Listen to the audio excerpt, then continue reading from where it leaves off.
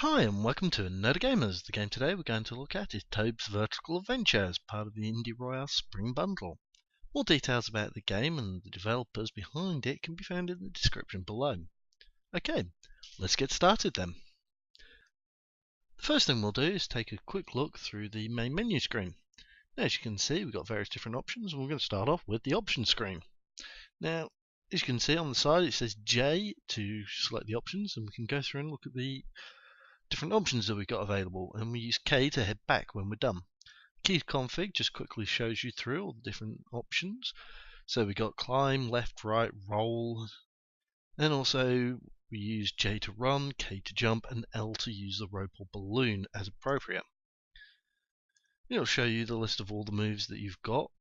So we can run, do long jump, rolling jump, you can grab, use items, and a few other bits and pieces.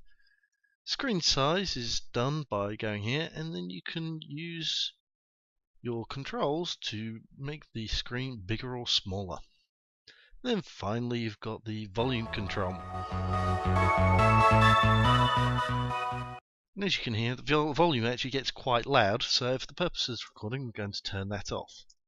Go press K to get out of there, and then what we can do is we can either select a specific level should we got far enough through the game, go to the story mode, or continue a save game that we've currently got going on. Now you've got two characters which you can use, Tobe or Nana, and also then you've got a separate one for co-op.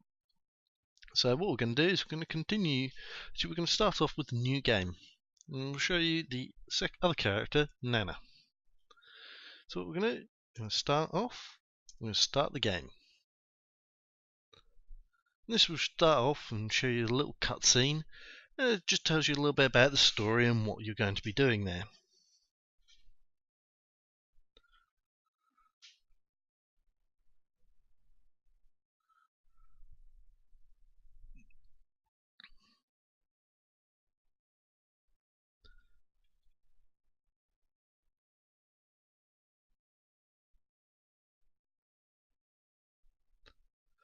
When you play the other character, the storyline just there is a little different, where she finds the character and drags him along with her. Okay. As you can see, start off by floating down along one of the balloons. As you can see, go to one of these signs, we press down, it'll tell us all the different controls. And we can use the send WSD or arrow keys along with numbers 1 to 3 or J, K and L in order to do all our controls. So what we can do, we're going to move through the game and show you a little bit more about what's going on. And that was just telling you that if you get close to the edge of a particular block, you can hang on it. And these little diamonds that we're picking up, these count as score. So we want to try and collect as many of those as possible. We're going to hop on that rope and get across. And this is telling you about that when you run, you can get a longer jump. So we can stand back, run, and jump. Because we're playing Nana, we can double jump, so you can sometimes get over distances that you couldn't otherwise. Up here, we've got a little area that we can grab hold of, and we can drop down. Now when you're dropping down and you're falling past these little ropes, if you press up, you grab hold of them. You don't grab hold of them just normally, you actually actively have to press up in order to get it. And that little lantern acts as a save point. As you can see, there are various places that we can go to, and other places that seem blocked off. These slightly discoloured rocks here will become important later on as we discover that they get destroyed, and changes the layout of the entire game. Okay, so that was telling us that we can form a ball when running, but what we're going to do is going to get up here. It's going to tell us about throwing these ropes in order to jump to different places.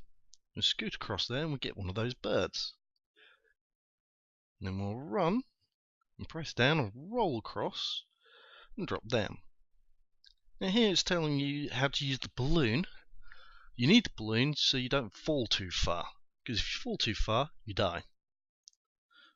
But what we're going to do is we're going to jump across over to here, grab that bird, and we're just going to drop down here.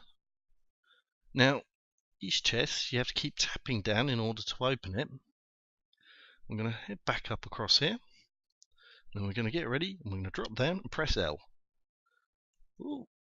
Unfortunately, that we popped it too soon. But we did manage to pick up everything. Oh dear, I'm going to be down to 1 life. Okay, we'll jump down, grab hold of the rope, just go down this way.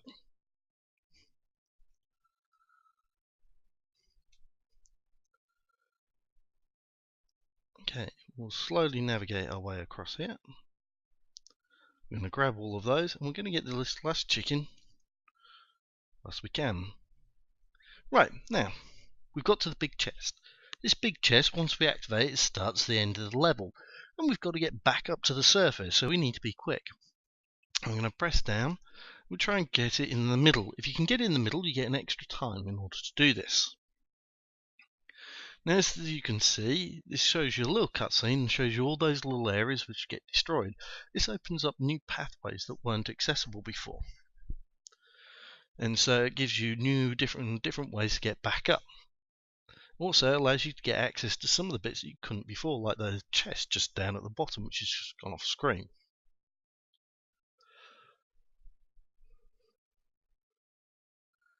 As you can see, it's just heading up to the top, and it's showing you the little handle in order to get out. So what we've got to do, this whole section is timed, so we need to be quick. But we do have enough time so we don't have to worry about it. So we're going to try and grab everything as we go along, so we can get the maximum score.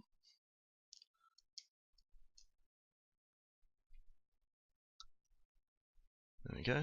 Come down, grab this new chest. Make use of our double jump to get up here. Also, if you noticed, if we come across here, we can go off the edge of the screen and it makes us appear on the other side.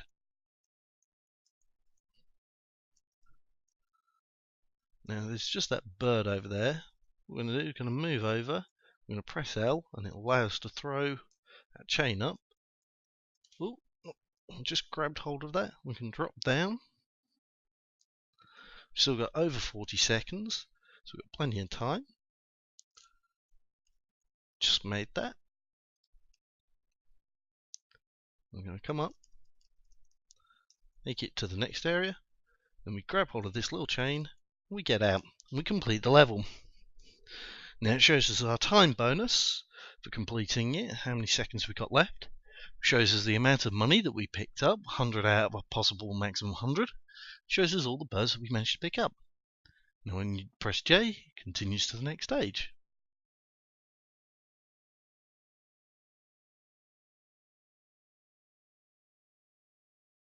Now in this area, we have a new thing bit. We've got these little creatures. Now if we jump up and hit them, they get temporarily stunned, but only last for so long. If we get close, they kill us. So we need to be careful.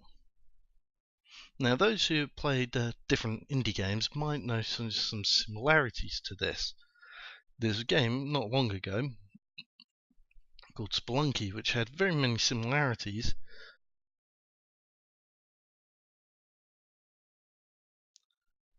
But it had many similarities, but it created random levels instead of these fixed patterns.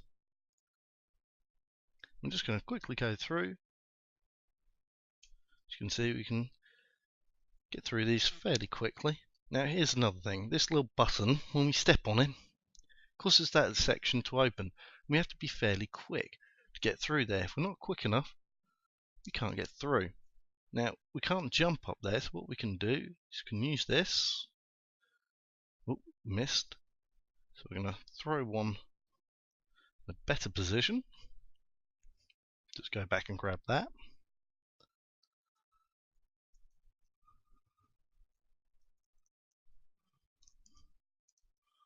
Oh dear. We'll just have to do it the hard way, because we can't throw that second one. But we did, unfortunately, waste one of the balloons.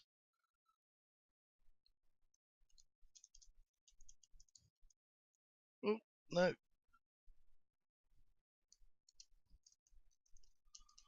Can we make it? No. One more to go.